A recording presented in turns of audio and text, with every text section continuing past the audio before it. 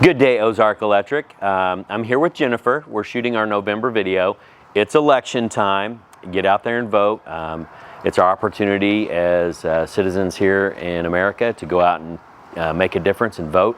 I know that being in this business for as long as I have, that administrations make a difference. And so the entire energy sector is kind of waiting to see what will come out of the election because that affects policy. And that affects generation, transmission, and the distribution of electricity to your homes. So we're keeping an eye on that. Everybody has been anxiously awaiting. I know that you're sick of all the commercials, all the flyers, all the campaigning. I hope that we can have election results quickly. The states that have told us that it's going to be several days to weeks before we can have the results. I think honestly we've got states that do it and get us the results that night. That should be the template across the country. I think that it creates and stirs distrust when it takes days to figure out what the outcome is. And so that's my soapbox for a second. I'm sorry, I apologize for that.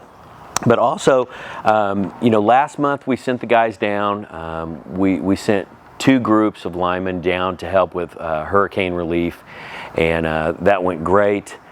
We sent a first batch of 6. They were down for 10 days. Then we rotated them out and sent another batch down there to help with the efforts in doing that. Continue to keep those people in your prayers because it is hard to recover from that.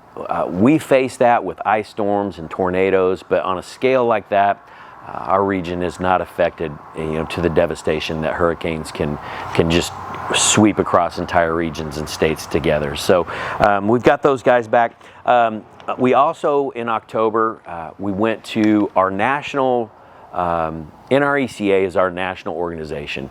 That's the entire network of cooperatives, and what they do is they break that up into regional meetings. And Region 8 and 10, we met in Kansas City last month, and the overarching concern and issues that were dealt with in that meeting was still national concern for grid reliability and meeting capacity of Americans and their energy consumption. One of the scary things that has inserted itself in the discussion are these massive data centers.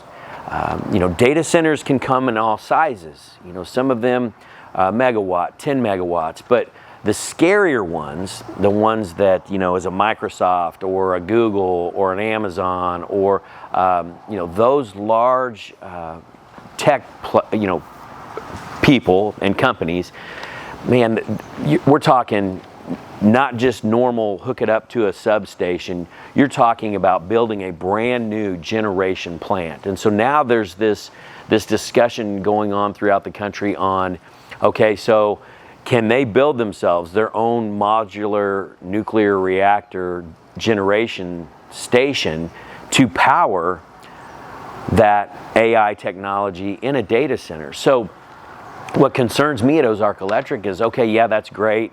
They're going to add to the grid and they're going to be big load and everything. But if they're building their own generation, that doesn't help the members of Ozark Electric.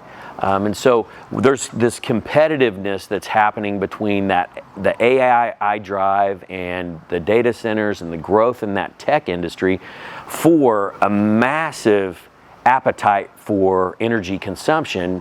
And we have to continue to fight for the residences, the small business owners, the people that are in Southwest Missouri to be able to have availability to energy on the grid. And so that's really the struggle right now. It's a complex problem on how to take care of doing that and meeting the needs of that, because a lot of us, we rely on that, the AI, the cloud storage, the things that we do in our life that are connected to the phones and the iPads and the technology that we carry around.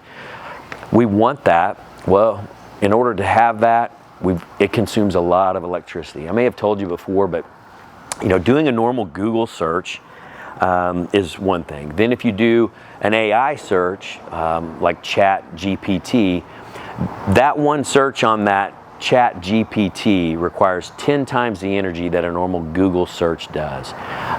And so that is what is driving these large data centers to scour the country looking for folks that can meet their capacity needs.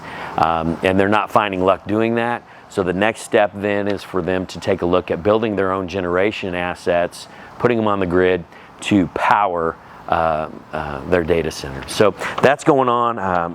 It's being watched, studied, and it's a concern that has everyone in the nation that is delivering electricity to members like yourselves concerned about how we continue to fight to have our fair share delivered to our folks. Back in September, Associated released what the future will look like for them. It resulted in a rate increase from Associated into their 6 G&Ts, which one of those is KMO, which is our transmission company that we buy power from. So in October, we learned that KMO was increasing our rates. We had a discussion in October at Finance Committee with your directors, and at the board meeting in October. We'll do that again in November to pin down what that rate increase from KMO looks like as it comes up to Ozark Electric. I will tell you that we run it as lean as we can, so there was no built-in absorber, and I think with the steady march to 2028, that year of closures that are slated to happen on the grid with coal plants and the regulatory things that are happening to put pressures on how much we have available on the grid to consume, I think that we're going to be in a steady march of annually looking at not just Ozark Electric, our neighbors, our competitors, the energy sector in general, I think is going to be on a steady march. We have folks that surround us or near us that have already released, hey, listen, anticipate a rate increase annually. We haven't decided that yet here at Ozark Electric. If our board of directors deems that the future looks that way, we've wanted to hold off, let the election happen, and see what shakes out for the energy sector after that, to see if that is something that we need to announce and tell you. We certainly will. So we're gonna wrestle with and pin down what we're gonna do with rates in November this month, so that we can plug it into the budget in December and then announce what those formal movements or changes to rates are going to be in January.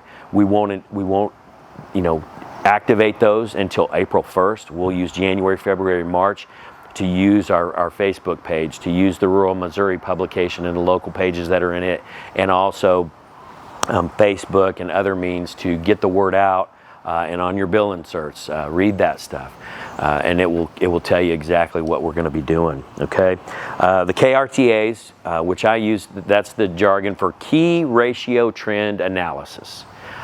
We've published those on our website, and we're putting them out on Facebook. And basically what that is, in our industry, it's benchmarking. It basically says, okay, for our co-op, based on the region around us, our KMO group, which is the Missouri co-ops and the Oklahoma co-ops together make up the KMO group, and then also against our peers in the state of Missouri, and then throughout the nation. We plug in our information and data, and then it tells you how we're doing. We went through that extensively with our representative from CFC, which is the National Rural Utilities Cooperative Financing Corporation. That's who we do a lot of our banking for and with. And a lot of those benchmarkings, we're in really, really good shape. So we're sharing those with you so you can have those. And then kind of to close things out, we celebrate Veterans Day this month. And so thank you so much for those that have served and those that are currently serving to protect this experiment that started so many years ago, and it's the United States of America. I believe it's the best country on the planet. Yeah, there's struggles here and there. There's different opinions. We need discord and discussion where people can have opposing views, wrestle with that stuff, and then walk away still holding their own opinion. And we're able to engage in that and do this election thing that I just talked about and express ourselves through that because we've had people secure that freedom for us through our military and their service. So from the bottom of our hearts here at Ozark Electric, and on behalf of our board of directors, thank you so much for your service to our military, and I just hope that day just blesses your socks off. I hope that if you're out and about, folks just thank you constantly for your service. It's something that inspires others and we admire so much. So thank you, thank you, thank you. Lastly, Thanksgiving and coming up here kind of kicks off the holiday season. So I would want to wish all of you an incredible Thanksgiving gathering with your friends, your family. If you travel, be safe. If you've got an extended break or so with your students where they get to be home, enjoy it. Eat too much, laugh a lot, and hug everybody you can. So have a great, great November, and I'll be back to talk to you the 1st of December. Thanks.